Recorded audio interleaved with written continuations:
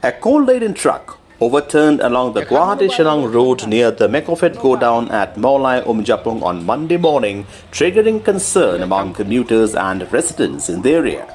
The incident came to light when commuters passing through the stretch spotted the overturned truck, which was reportedly carrying coal. The sighting prompted several members of the public to record videos of the incident and share them with the media. The truck bears registration number AS01AC8401.